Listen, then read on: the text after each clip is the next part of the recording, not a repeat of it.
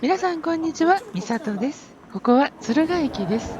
サンダーバードで到着してすぐ新幹線に乗り換えず、在来線特急ホームにいるところです。今日は北陸新幹線がやってきて、新しく開業した部分の敦賀駅を見てみたいと思います。在来線特急ホームは建屋と外との仕切りがガラスや壁でなく、スリットの入った多分薄い鉄板のようですね。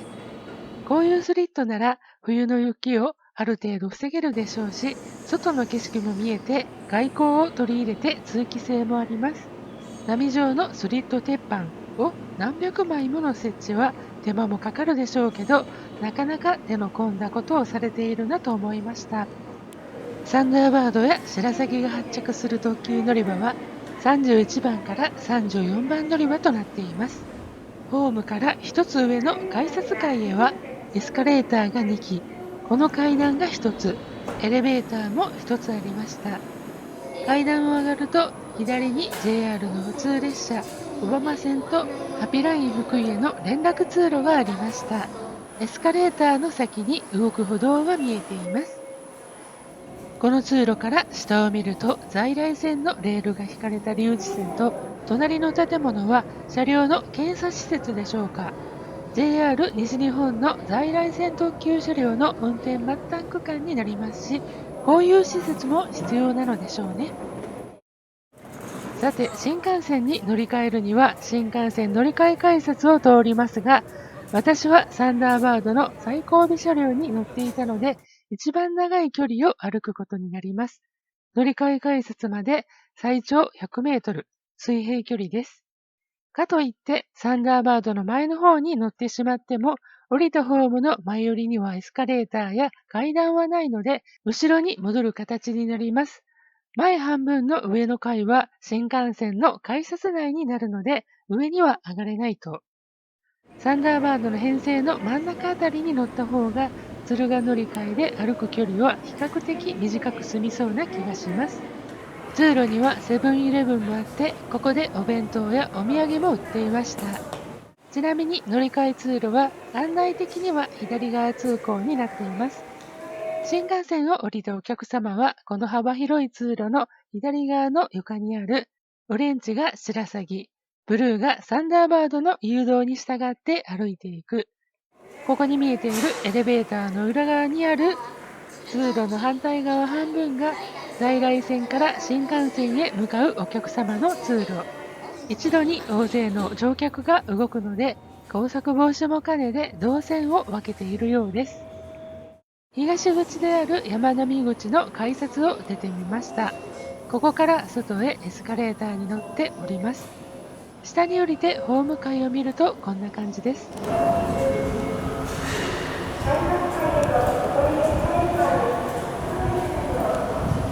こちらが今降りてきたエスカレーターです。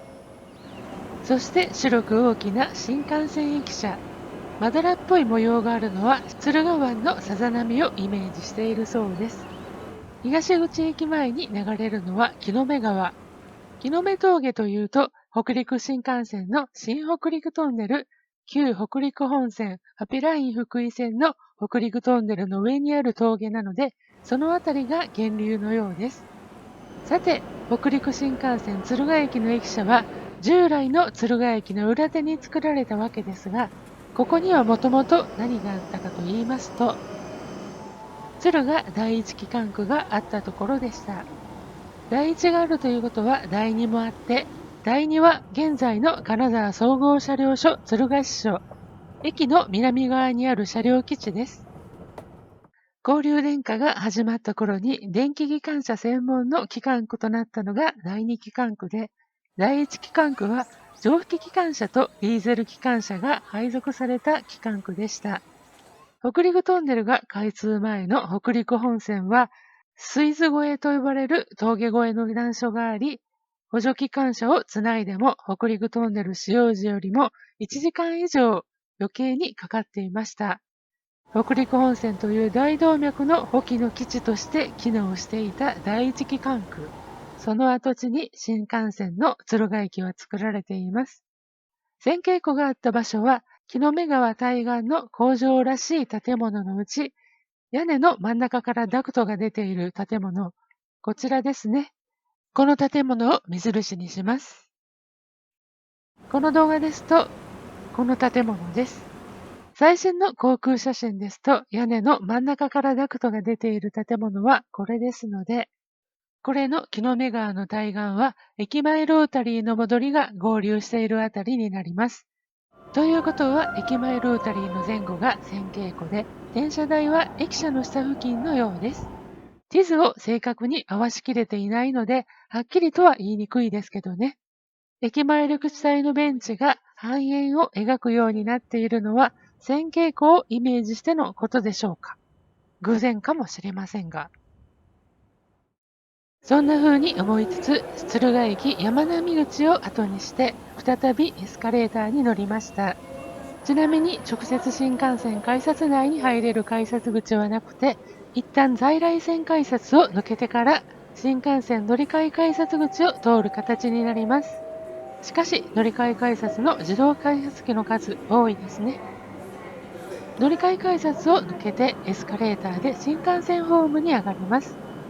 敦賀駅新幹線駅舎は船をモチーフにして作られているそうで、ホームの床は船の木のデッキ風になっています。しばらくしたらホームに滑り込んできたのが輝き503号。東京駅を7時20分に出発した列車。一番停車駅が少なくて直達タイプで、東京から3時間8分で到着。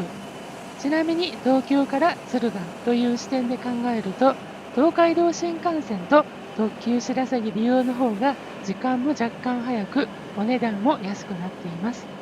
そもそも敦賀開業というのは、東京と敦賀を乗り換えなしにしたというより、北陸と関西を結ぶための第一段階終了と私は思っています。敦賀から先の大阪方面の着工、開業見込みは暗礁に乗り上げていますが、ちなみに私は敦賀から先は関西も中京圏もどちらも幸せになれるワイバラルート推しです。湖西線を3線機上化も捨てがたいのですが、名古屋方面が救われませんし、湖西線の平下ろしの風対策を完全にしないと無理でしょうし、山科から先は考えないものとして。この後は剣12号に乗車。北陸新幹線の敦賀から初乗車しました。この動画はここまでにさせていただきます。続きの動画をお楽しみに。今回も最後までご視聴いただき誠にありがとうございました。チャンネル登録をどうぞよろしくお願いいたします。評価の方もしていただけると嬉しいです。